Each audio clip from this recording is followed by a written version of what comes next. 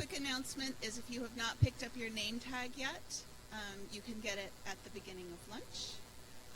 And now we're going to start the second part of the session, and we have a special surprise for you, a huge treat. We have Lord Martin Rees joining us via Zoom. Yep. Hi. Yeah. Well, It's wonderful hello, to see everyone. you, Martin. Yeah. Can you hear me? We can hear you loud and clear. So what we were wondering is, we'd love to hear your perspective on what you were thinking about during the time of the writing of this paper that we heard about, and what do you think in hindsight was significant about that work? Well, I think it's significant that we're still talking about it now. It did lay down some of the rules which governed simple models. And one thing I did want to say was that when we had the first wonderful data from James Webb of Z equals 10 galaxies, there were these popular articles saying this requires us to completely rethink CDM, etc.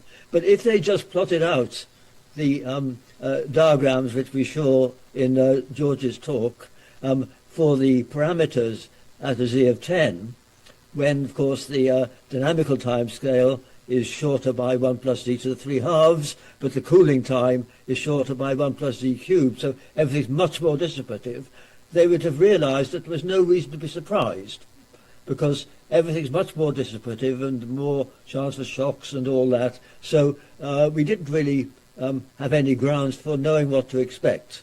And I think that's accepted now, but I think we were all irritated by these papers saying that CDM was refuted by the early high Z observations. That's something which I think was a lesson to be learned, because the conditions are very different. Dissipation is more efficient on the dynamical timescales, and of course everything's in a heat bath at 30 degrees Kelvin. Nothing can be cooler than that, and that may affect the IMF once you've got heavy elements and all that. So I think people have learnt that they ought to redraw these diagrams for these high redshifts. The only other thing I wanted to say really was that this does seem a long time ago. It's 40 years, and inflation is more than 40 years old. So I think to our students today, we four co-authors of this paper are real dinosaurs, and to them we are rather like the founders of quantum theory, and the people in the 1920s were to us when we studied physics in the 1960s. And so in a sense, the transformations in the last 40 years have been less than the ones in the previous 40 years, but it's very exciting what's happening now.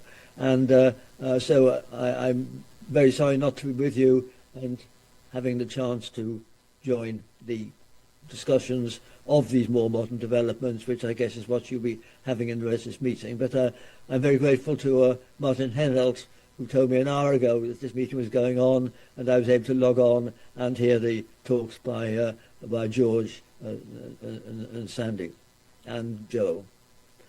So thank you very much, and all the best for the conference.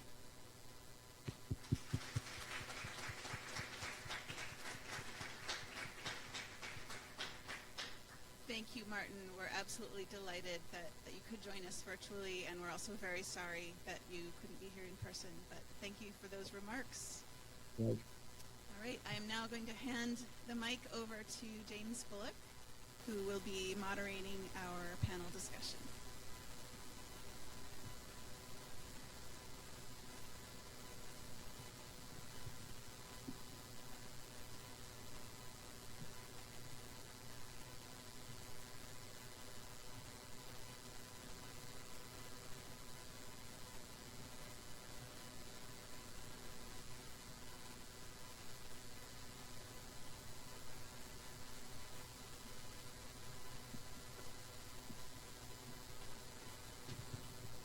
Still on. Okay, so what we're going to do now is we're going to open up to have a discussion about, we talked about what was going on in 1984,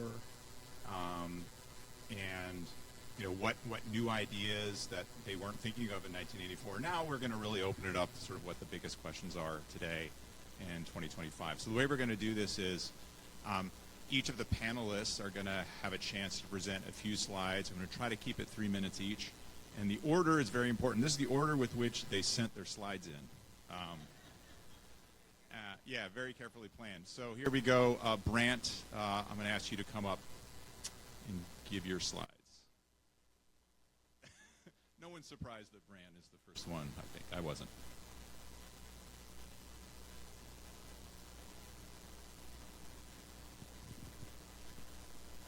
All right, thanks so much. My name is Brant Robertson. I'm a professor here at UC Santa Cruz in the Astronomy Astrophysics Department. I just want to thank you for having me to give a few short comments here on the panel. I also want to encourage you while you're here, definitely go over to the Astronomy Department. There's a lot of people working in astronomy, astrophysics, and galaxy formation over there that you might be interested in talking with, including the Computational Astrophysics Research Group, which is my research group here.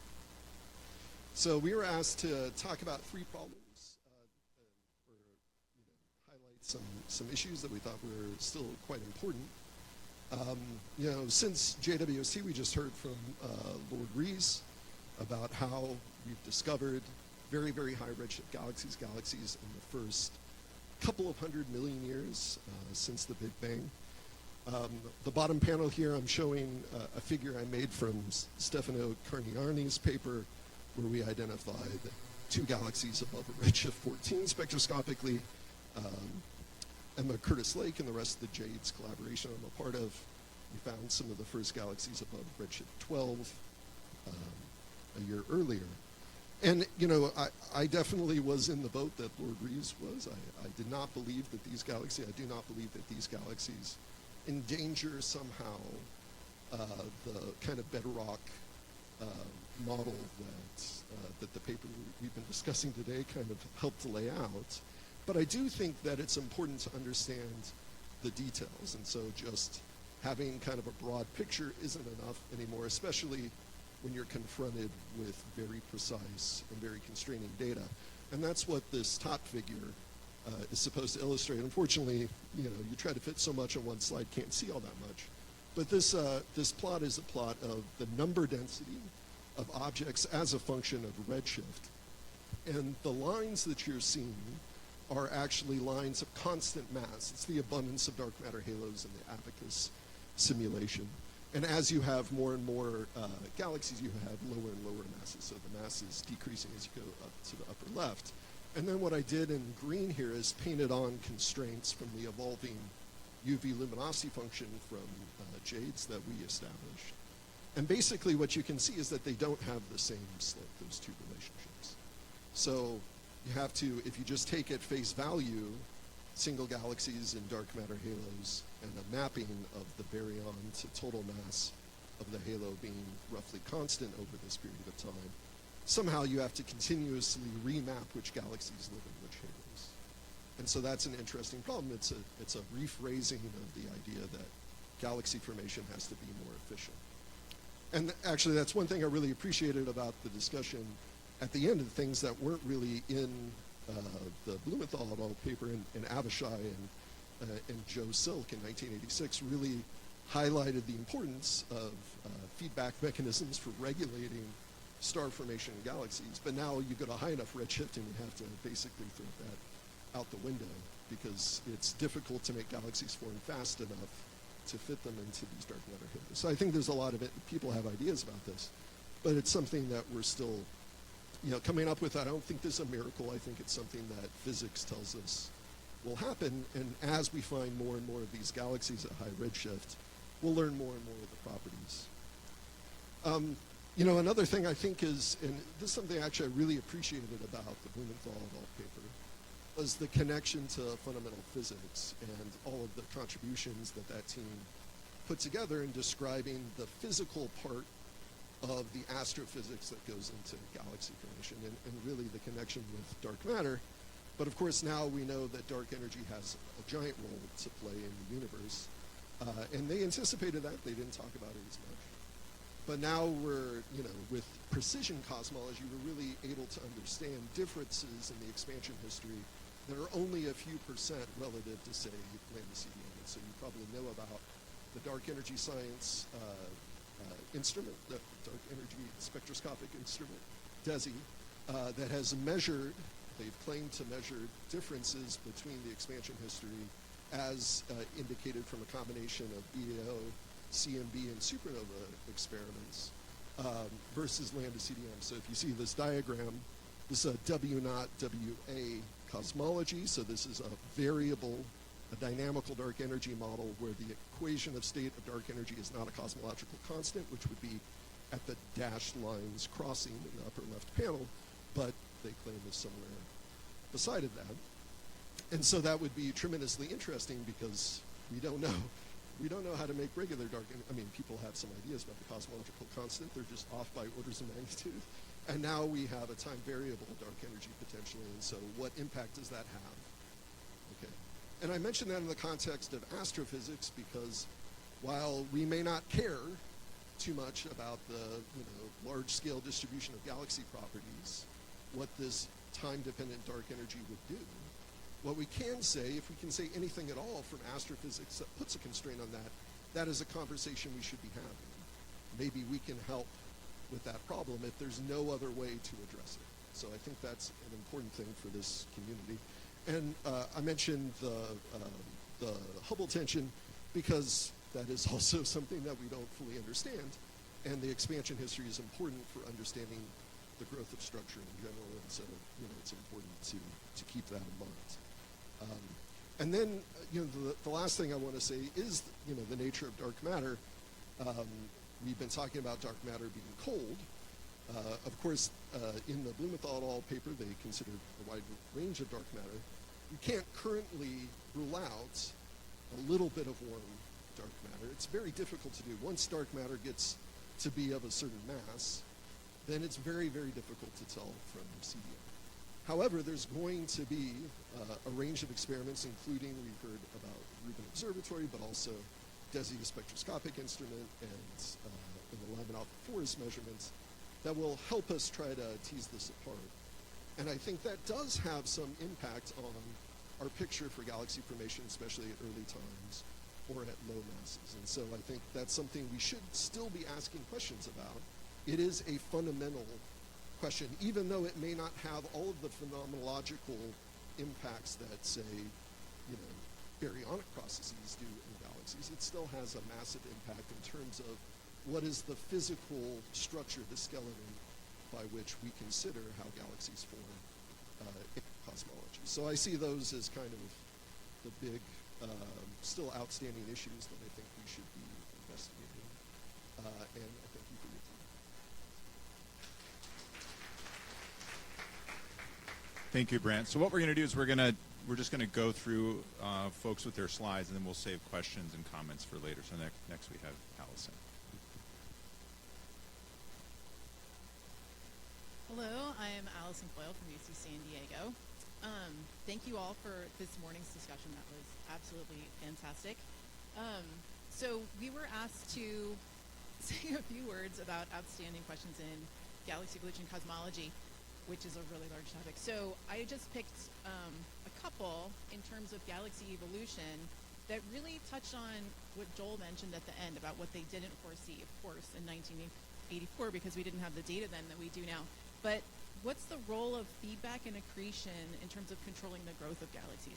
So when I was a grad student, when I would think about a galaxy, I would mostly think about the stars, and then I learned that there's like gas too and some dust. Now I think of all of that as the inner part of a galaxy, and to me the galaxy really includes the whole halo, but really the circumgalactic gas. Like now I think mostly about the gas. So I broke this into two parts. One is this isn't such a hot topic anymore as a few years ago, but just to remind everybody, we still don't understand the physics of AGN feedback, and it's still really important. So observationally, I think at least at sort of low and intermediate redshift, we actually have a pretty decent handle on how common AGN outflows are, their kinematics, their scales. They're very common, they're very fast, they get to galaxy scales, they're clearly doing something to the growth of the galaxy. What we don't know is the density of the outflowing gas, and that might sound like a minor detail, but that determines the outflow mass, momentum, and energy rates. It's really, really important. And there's like one or really probably two orders of magnitude uncertainty on that, which is just uncomfortably large. It's really hard to constrain the physics when you don't know something to a factor of 100. It's also unclear how the outflows on nuclear scales really seed or connect to the galactic scale outflows. To me, that's a really large question still. It's very clear that there had to have been a lot of supermassive black hole accretion at high redshift. You see this both in terms of the observations at high redshift, that there's a lot of AGN. The supermassive black holes are very, very massive early on, which implies super Eddington growth. Even if you look at low redshift, at the masses today, and you look at how much accretion there's been since redshift of a few, there hasn't been enough to grow those. There had to be really, really a lot of accretion at very high redshift. If you're going to accrete a lot onto supermassive black holes, you're going to get outflows. You're going to have feedback. What that looks like at redshift, whatever, 10, I don't know. We know what it looks like at redshift sort of 0 to 2, 3. But that must be impacting the growth of those really early galaxies in some very interesting way that's probably quite different from today. I don't know how controversial the statement is, but my impression is that overall the physics of AGN outflows is not very well understood. When you look at how people are putting this into simulations, it's just not as detailed as we would like it to be. I think it's a very, very hard problem that we still need to be focused on. I also wanted to mention the role of the CGM. So we really want to clarify the exchange of mass, energy, and metals in different gas phases. So the CGM, the circumgalactic medium, is multi-phase, and you can't observe all of the phases at once. You observe them one at a time. Understanding how they interact, they clearly interact. And this is really, really important to understanding galaxy growth. And we want to understand, in particular, the mixing of these different gas phases, these layers where the different phases interact. For example, the growth of cold gas due to hot winds. It seems like, from various models, you can grow a lot of cold gas in situ from hot winds passing through by the cold gas. So this is a really, really big question. There's a lot of work being done on this today.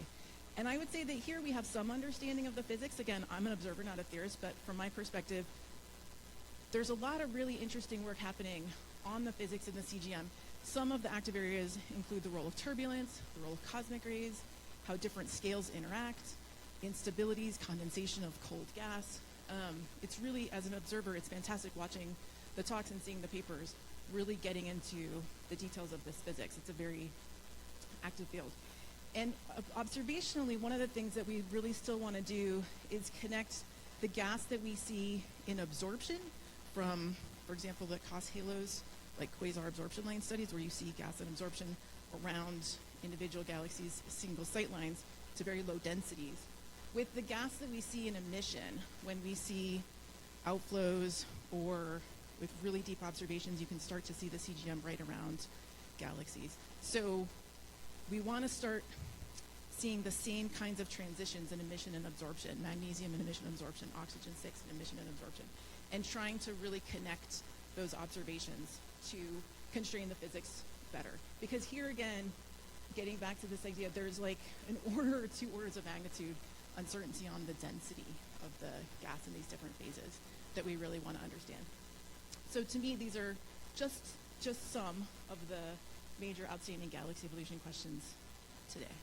Thank you.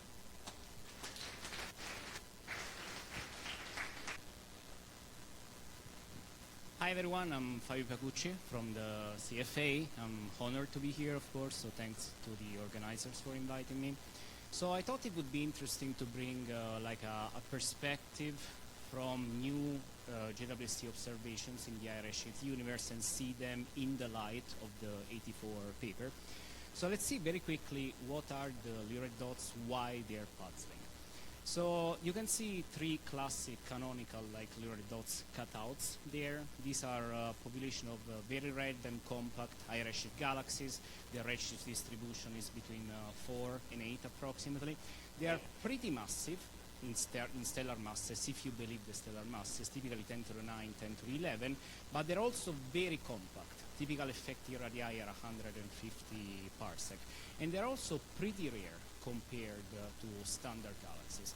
So on the right side, I collected some of the most unusual properties of the Lyre dots. So first of all, their abundance. They are intermediate between galaxies and UV-selected quasars, maybe representing like a bridging population. They are typically X-ray undetected. Because they are very compact, the stellar masses are very extreme, up to 10 to the 8 solar masses per cubic parsec at the center, so it's really insane. The black holes seem to be very overmassive with respect to the hosts, and also they appear and disappear in about 1 billion years, at least the bulk of their distribution. So it's not clear what they evolved into yet. So this is a collection of all the theoretical models that have been put out so far to describe their properties. I spent a couple of hours yesterday trying to be as comprehensive as possible, so this is the reason why I sent the slides pretty late. So I won't go into details, of course, but typically there are black hole dominated theories on the left, star formation dominated theories on the right. And on the bottom you can see mixed, so AGN plus stars and also more exotic, so primordial black holes, self-interacting dark matter, etc. So historically the community started from star formation dominated, moved to black hole dominated, and then to mixed, and by historical I mean in the last 20 months or so.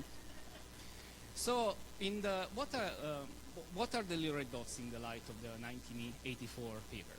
So on the top you can see their figure 4, so on the horizontal axis is virial temperature, on the vertical axis is total mass.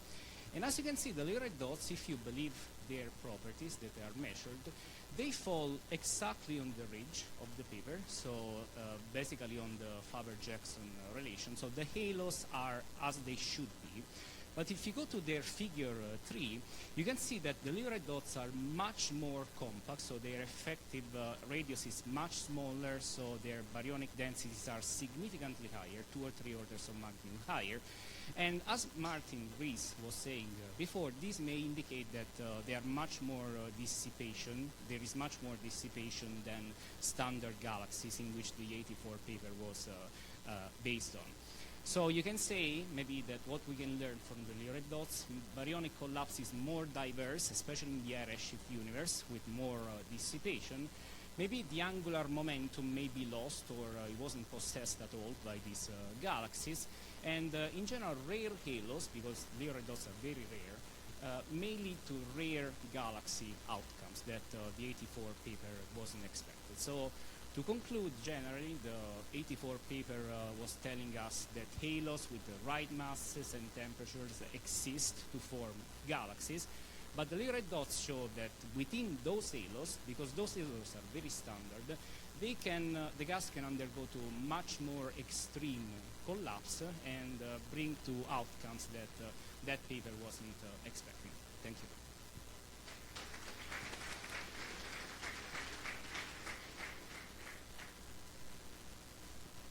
Last but not least. Okay, thank you. It's a tremendous pleasure to be here and celebrating with George and Sandy and Joel. I first came to Santa Cruz 29 years ago this fall and got to take a tremendous galaxy formation class from Sandy and wrote my very first paper with Joel and George when there were 13 redshift 3 galaxies, and now we're talking about samples of hundreds of millions. But the number one thing that I learned from all three of them is that galaxy formation and cosmology are not separable. And this is often not a popular point of view, but I learned it at these three wonderful knees, and I have held it close to my heart for the last 29 years, and it has been really a guiding light in my career that galaxy formation and cosmology are not separable. And I think it has actually just a wonderful, it highlights the richness of what we have to learn in the next decade. So I'm going to highlight that in a few ways here. So I'm really coming back to really the three basic topics that Brant brought up. One is we're in this really interesting moment. We've basically had a standard cosmological model now since my second year of graduate school. And now we're trying to really answer the question, is dark energy constant? There are maybe these interesting hints that it isn't. I don't know. I'm not losing sleep over it yet. But you know, the plot here in the middle sort of shows you how well DESI has now measured this BAO distance as a function of redshift. And I think what is so exciting over the next decade is the richness of the data that we are going to have to bring to bear on this problem. I have pictured here DESI, Rubin, Euclid, and Roman. They're not even the only missions that are going to speak to this over the next decade. But I think what's really exciting is we're really going to be able to measure at extraordinarily high precision, separately, the expansion history and the growth of structure with at least, 7 different probes, many missions. And in this, just as one small highlight, coming back to what Allison pointed out, that I actually disagree with her that AGN feedback is not anymore a hot topic. It's extraordinarily important, and I think it's increasingly recognized as important in cosmology. I was just talking with Daisuke about this. So, a key question in the next generation of cosmology is, what is the impact of AGN feedback on the power spectrum? This is really important because we're going to have these beautiful weak lensing measurements from Rubin and Roman and Euclid, and that plot there shows that we have a lot of uncertainty of what AGN feedback is really doing to the power spectrum, and it's going to be important to solve that jointly with cosmology. So next is the question, is dark matter truly cold? It's kind of amazing that we still have this model, which essentially, basically, I would claim works. Every year there's a new claim that it's broken, but it continues to persist. But, interestingly, we've really only probed what dark matter is doing roughly to the scale of, smallish galaxies. And I think we have a real opportunity in the next decade to push this further, maybe a few orders of magnitude further in scale, or you can think of it as a few orders of magnitude further in halo mass.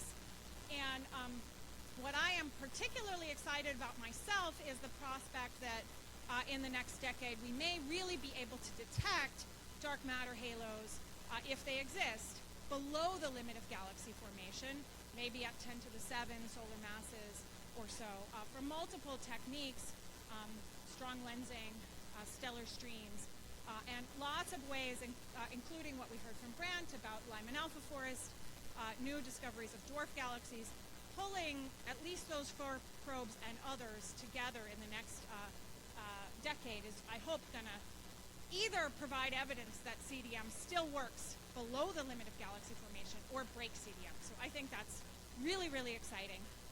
And then coming back to the connection between galaxies and dark matter, which actually, it's all in that plot from Blumenthal et al. The fact that, as you heard from Joel, galaxies essentially form starting at maybe 10 to the 7 up to 10 to the 12, and then become galaxies in clusters. And, I and many others in this room have spent, the last 20 years sort of elucidating statistically how galaxies and halos are connected. There are still some really interesting questions here. What's going on at the very earliest masses? How quickly do those early galaxies form? What does that do at really small masses? I think we actually have tons of exciting new ways to probe the very low mass end of the connection between galaxies and halos. I'm hoping to publish in a month or so a spectroscopic sample of 350,000 dwarf galaxies, which is really exciting. And with Rubin, we should be able to measure lensing with those. And then in the Milky Way, we have, just increasingly beautiful measurements, dynamical proper motions in the Milky Way that are really helping us understand that. And then really the wonderful thing about galaxy formation is you get to think about all times at once. And the connection between those early galaxies and the small galaxies, I think, is really interesting. You know, what's going on with the smallest galaxies? Is it reionization that does the quenching? What mass does that happen? I think this is also an answerable question this decade. Thanks. Right. Great. So now, now we have we've set the table. I'd like to invite people to sort of ask questions or comments, in particular of our panelists. I think they've all thought a lot about this, and I've said keep it to 3 minutes, but they have a lot more to think about. So let me actually ask the panelists to come up so that we're up here. And I guess I will ask the first question, and then we'll open it up. Come on up. So Risa, I thought you made a really good point about how you can never break the relationship between cosmology and galaxy formation. Is there an area where you're confident that we actually don't have to worry about the cosmology? Is there a mass scale of galaxy formation where you're sort of like, okay, we understand that it's close enough to lambda CDM that we can really focus on galaxy formation, or is it really all sort of subject to that?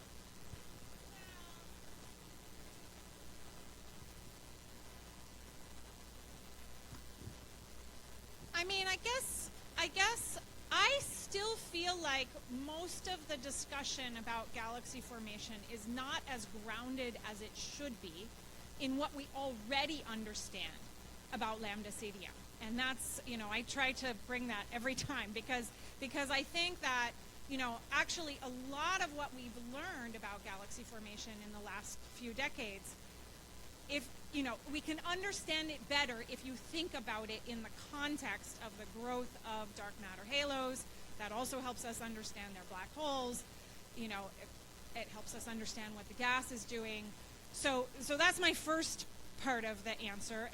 But I guess it is true that I think for most purposes in galaxy formation, we do understand lambda CDM well enough, even if it's not purely lambda CDM, it's close enough to lambda CDM that most of the time that's good enough.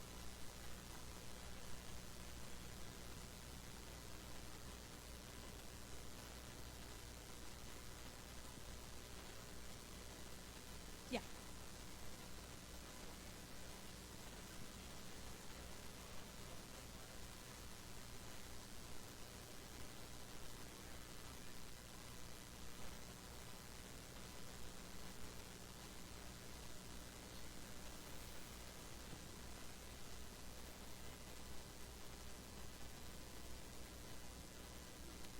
How can you hear me? No? Yes? Okay. Okay.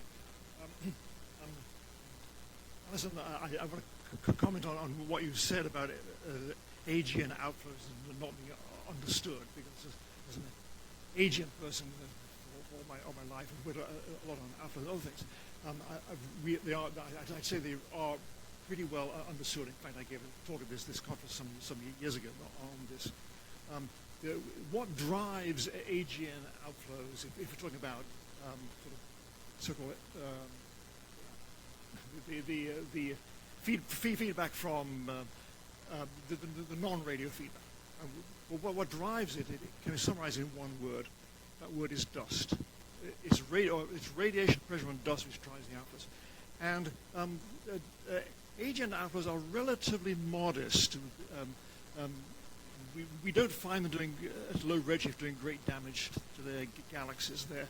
And so I would not expect that they would do great damage at high redshift either.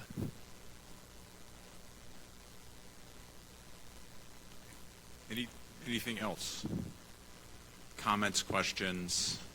Okay, Andy, I knew it.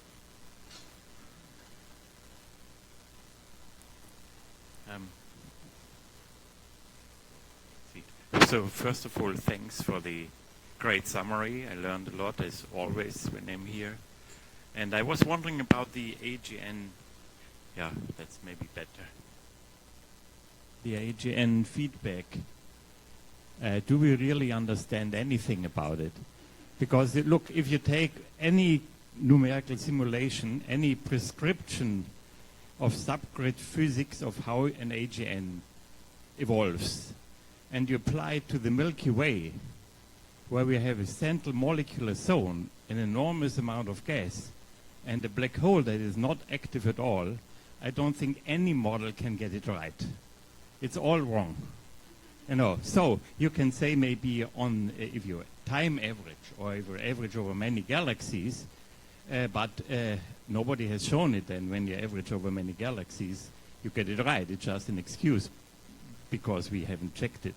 So I think we don't really understand how galaxies or what the role of AGN is in basically regulating galaxy evolution and throwing out gas. From a theoretical point of view, of course, observationally you might have evidence, but as you said, it's even observationally not clear.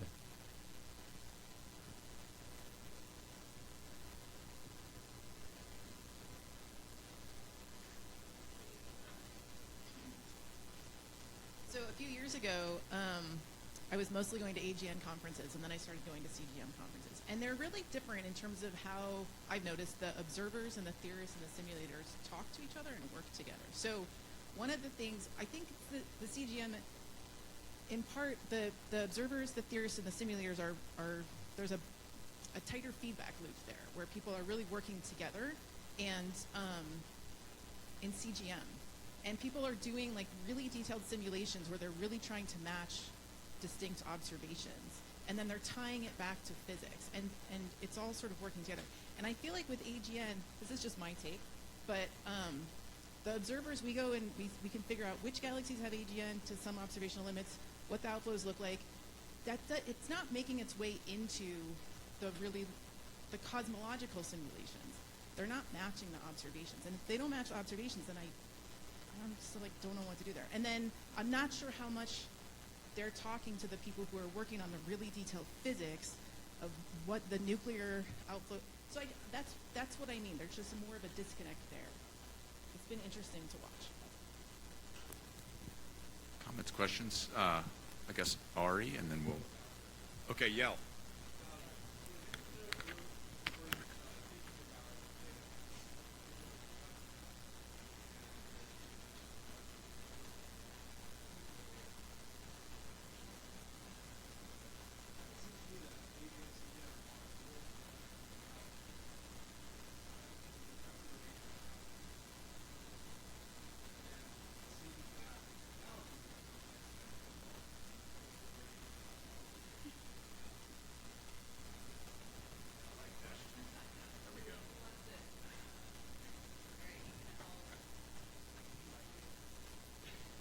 Okay, I mean, I understand this idea about complexity. You can always have an out. But I do think that there are some relatively simple, at least in the galaxy cosmology comparisons, where you can use either the abundance or the clustering of galaxies to tell you something fundamental about deeper cosmological, deeper is the wrong phrasing, about cosmological particle physics related topics. Okay, so I think it really is about what regimes can you ignore all of the complexity and just rely on the things that you think you can measure well. That's the abundance, the spatial clustering, now maybe masses. So I think it's, it is true, like for instance, CGM, you go down to spatial scales that are well beyond what will ever resolve in a cosmological simulation. Literally, so small, have an influence on the observational data. But that doesn't stop people from trying to understand the connection on scales they do resolve with a level of complexity that they can tolerate. And I think the Blumenthal et al. Paper, we heard some very high level, description of the physics in that paper that still has quite a wide range of applicability. And I think we shouldn't be scared from trying to go as far as we can with the information that we have at the time to make as strong a statement as we can and then see where it fails and revise going forward when we have more data that reveal, higher complexity at the time. I take the basic point, but first of all, I'm not totally sure that it's a perfect analogy on the complexity side. I think that there are aspects of galaxy formation that we have to think deeply about, but then we can marginalize over. We can understand them well enough that we can marginalize over them so that we can use galaxies for cosmology. We have to be very careful about it, but I think it's not impossible.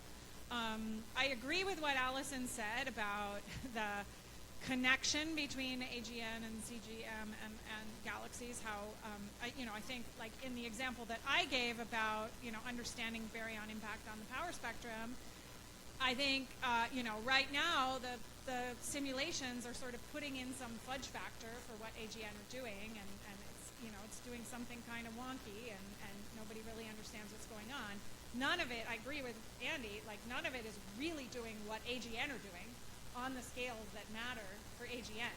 So we have to be very thoughtful about that. But Okay, we got another. So I feel like the most fundamental property of a galaxy after its halo mass or its baryonic mass might be the angular momentum of both those components. And it struck me that everyone that I heard mention angular momentum this morning was an observer rather than a theorist. So I'm interested in the take of the theorist on whether there's uncertainties and problems with, angular momentum of galaxies, or whether this is a solved problem. I mean, in the little red dots that Fabio mentioned, he said maybe baryonic processes get rid of the angular momentum. And yet, right, it was a problem for a decade with simulations that disks were too small, because all the low angular momentum gas was there. It took feedback in the form of winds to get rid of that low angular momentum gas to make the disk. So like it could actually be the opposite direction, that in the absence of feedback you make something very compact. And likewise, Sandy pointed out nicely that a lot of disks today probably assembled relatively recently since Redshift 1, but then do we understand the large disk that JWST is showing us at large redshifts?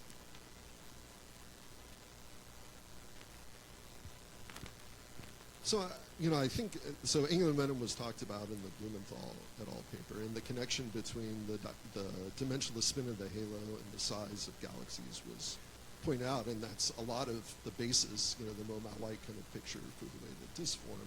That is kind of an old storied picture, and now, a lot of people in this room have shown that it's a lot more complex. It has a lot to do with the detailed properties of the gas, its temperature, its velocity, dispersion, near the disk, and the mass of the halo as a function of time, how the gas settles out. I don't know that necessarily disconnects it from the broader idea that, ultimately the angular momentum had to come from somewhere, and that was probably from tidal torques on large scales that spin up the halos.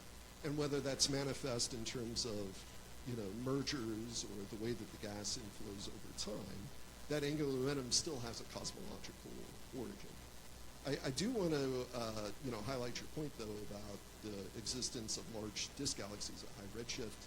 I think that is something that's surprising with JWST. We do see, grand design spiral galaxies at redshift 2 in JWST data. It's quite clear. So, some of this idea that, the Hubble sequence only exists after redshift 1, I disagree with that.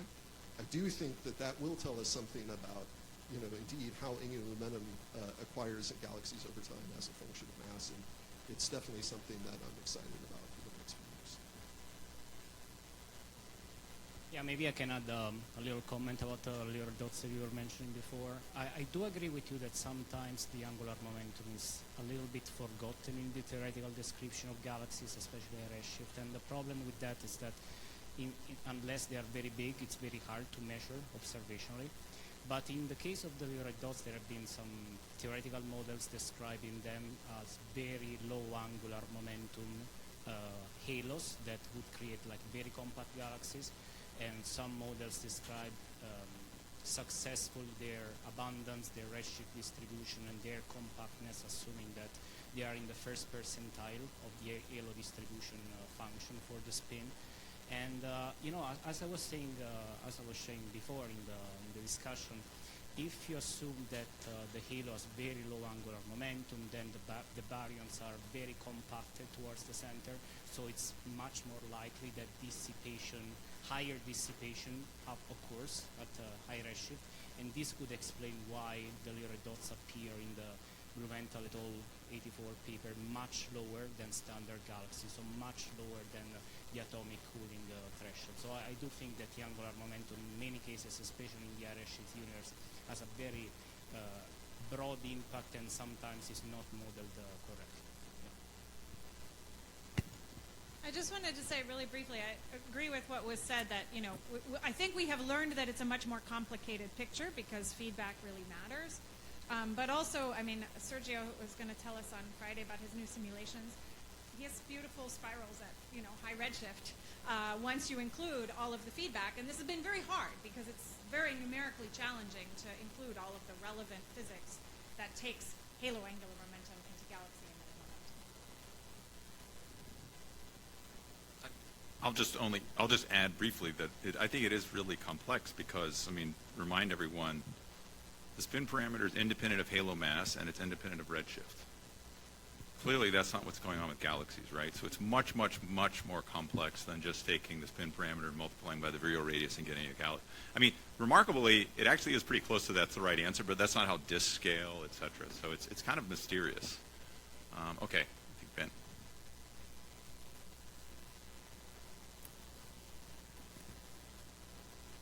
Yeah, so I wanted to mention something slightly different, which is the tension between mergers and fragmentation. Now, fragmentation is perhaps was a fashionable word a long time ago before hierarchical structure formation kind of put an end to the idea that that was how you were going to form galaxies, like clusters don't break up into galaxies. But there's a tension in these processes in that, like, gas cools and then it, forms stars and makes a galaxy. But how does it cool and form stars? It fragments into molecular, right? Molecular clouds themselves fragment into protostellar clumps and so on and so forth. So you can have a merger processes are often dark matter driven. You have dark matter halos that are merging. You conceptualize it that way. Fragmentation may be baryonic driven, but both of these things have to be occurring. I think this is relevant to what Sandy was talking here about earlier in opposing two different mechanisms for the growth of galaxy mass. Is it secular? Is it a internal secular process, or is it a merger-driven process? So that internal secular process would involve you get a bunch of stuff into the galaxy. That stuff itself fragments into smaller clumps of stuff, which then, say, lose angular momentum and spiral in towards the center, make a bulge. So these two things are obviously both happening at some level. I don't think we understand the relative importance of them.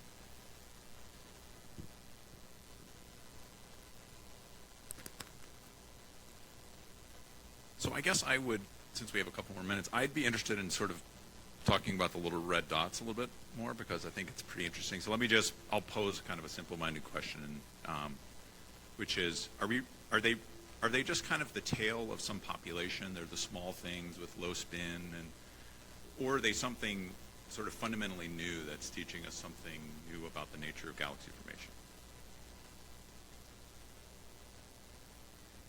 So there are different. So the fundamental answer to this is that they are weird. And going back to what Alison was saying, that the communities don't talk together too much sometimes, the fundamental problem about the red dots is that they appear as standard, like very star-forming galaxies and AGN, mostly at the same time. So there is a little bit of a short circuit between communities right now, because we used to be able to classify almost most certainly if a galaxy is mostly AGN dominated or galaxy dominated. But the little red dots, whatever you try to do, you set on a model, say that, okay, this is mostly an AGN, but then everything goes wrong. Then you say, okay, maybe it's just a galaxy, there is no AGN, no significant AGN there. So you go with a model like that and everything else goes wrong. So black holes become overmassive, stellar masses are too big, so they are too compact. So, as you see as the plethora of models right now, we're really trying hard, but whatever you do, it seems that models go very wrong. So I'm tempted tempted to think about a little bit about different population of galaxies that we have never been able to observe before, or on the other hand, that they are just the tail of a distribution. For example, the tail of the low spin distribution, but they are so extreme in that they generate observational properties that we are just not able to fully understand yet. So it's a very puzzling population because in synthesis, whatever you do, models go very wrong. So there is not a single model so far that you go in one direction and it doesn't create problems in another 3 or 4 directions.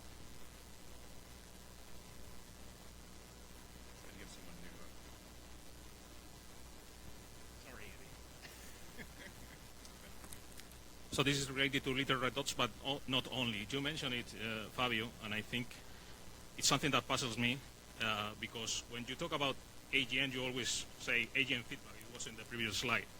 But that's like a classical thought. The supermassive black holes evolve with the stars, and they increase their mass jointly. But now we have little red dots and AGN, which are not little red dots, where we claim that the supermassive black hole mass is higher than the stellar mass. So AGN feedback, for me, breaks, the concept breaks there. So I think it's something that new is there that we don't understand. I don't believe the stellar masses. I don't believe the black hole masses. I'm not an expert in black hole masses. The stellar masses, for me, are underestimated. But I think there is something hidden there that breaks that association that we do AGN feedback, meaning negative feedback.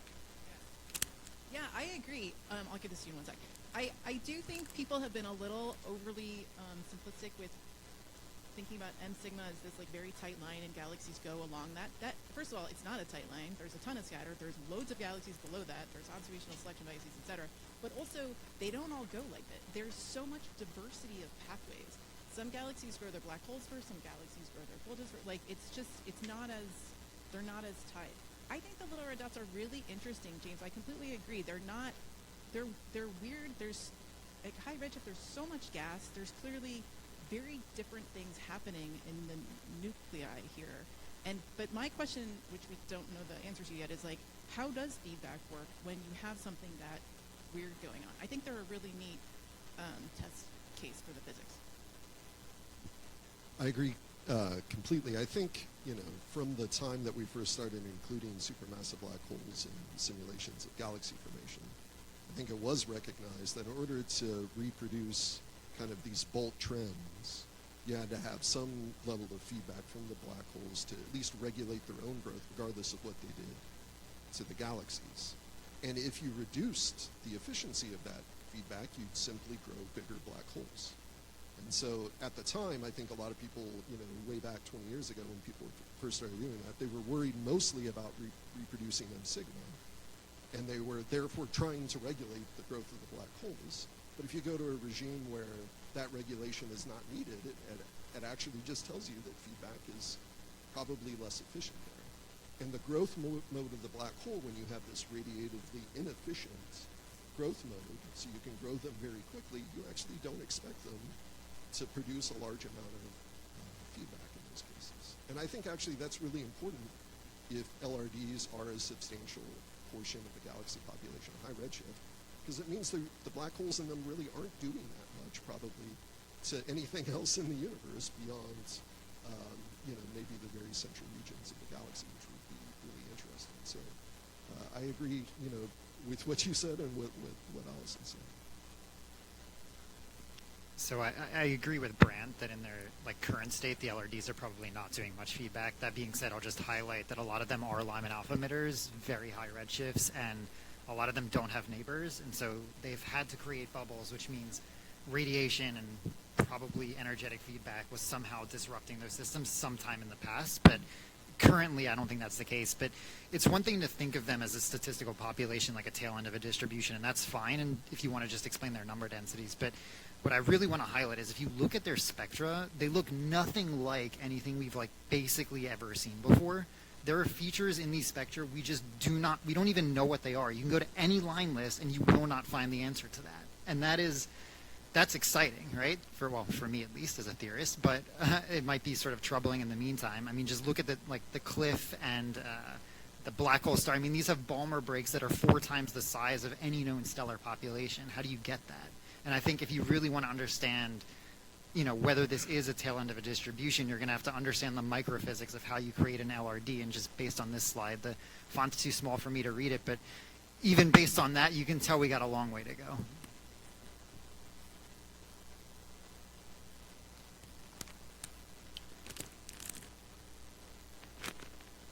This might be the last one. Oh dear. Sounds right. Okay, with that encouragement. So I apologize for not knowing very much about little red dots, and it's on my to-do list to understand these better. But a very basic question I have is that certainly one of the things we'd hope to do with JWST is just answer the question, how do black holes form in the first case? And so by me, thinking, well, how's their outflow going, or how are they accreting, and so on and so forth, begs that thing is what do the actual physics of creating the supermassive black holes look like? I mean, there are things which I think are still in the books, everywhere from direct collapse, and the monolithic thing, to fragmentation of various sorts. And in the context of galaxy formation, I would love to hear, what does that initial event actually look like? How do you diagnose it? And how is that different or not from what you're calling little red dots? Yeah, sure, I can answer that. So, theorists for like 30 years, including many people in this room, also Martin Rees, of course, they've been theorizing about the first black hole seeds. So, there are typically 2 different population of black hole seeds. First stars, the remnants of population 3 stars, so small ones, light seeds. We know that they happen because both 3 stars happen. And then heavy seeds, like, for example, Dirac-Collas black holes that you were saying. So Dirac-Collas black holes, there are typically two ways, 2 methodologies to detect them. Either a direct detection, so you go as high redshift as possible. These are formed probably redshift 20 to 30, so a few 100 million years after the Big Bang. And you should find an AGN, so a black hole with very low metal lines, in principle like 0 metal lines. That's the classic way of finding Dirac-Collas black holes. But the other way, the indirect way, is studying the combined property of the black hole at the center and the host galaxy.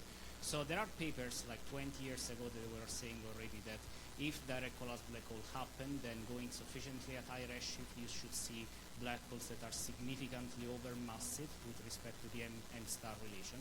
And the reason for that is that to form a Dirac-Collas black hole, you need to have 0 stars around, because otherwise they would explode, they would pollute the host halo, and the Dirac-Collas would not form. So you form the Dirac-Collas black hole first, and then stars start to create, like be generated after that. So you do expect for several 100 million years the black holes to be significantly overmassive with respect to their M-star relation. So it is possible that the little red dots are probing in that regime if you believe the stellar masses and black hole masses. It's very possible that they are both wrong, but they need to be both wrong by a large factor. So the combined factor needs to be about 70, a factor 70. So either black hole masses need to be smaller or stars need to be higher, but the combined factor need to be at least 70, because as people were saying before, the scatter is pretty large, but the overmassive relation is pretty high too. So it needs to be very, very wrong, which is possible. Great. Okay. So it is now time for lunch. So let's thank the panelists again. Thank you. And I think Rachel's going to have something to say. I basically just want to say thank you to James and all the panelists. I thought that was fabulous. It was a really interesting discussion. Good job, guys. Okay, and now I'm going to hand it over to Colin for an announcement. So, as we said before, the name badges will be sort of in that corner, I think, during lunch. So if you haven't gotten your name badge, you can get it. More importantly, though, if you paid for a parking permit during your registration and you haven't provided your license plate and other information, we need that for it to basically count. So along with the name badge, there's going to be a piece of paper there. So you need your license plate number and the state for that license so that parking enforcement knows that you have it. So make sure you do that as soon as possible so we can call that in for you. I just wanted to say also, there are several empty seats in the front rows. So I noticed people standing in the back. That's really not needed. There aren't more people here than there are seats. Just move up to the front.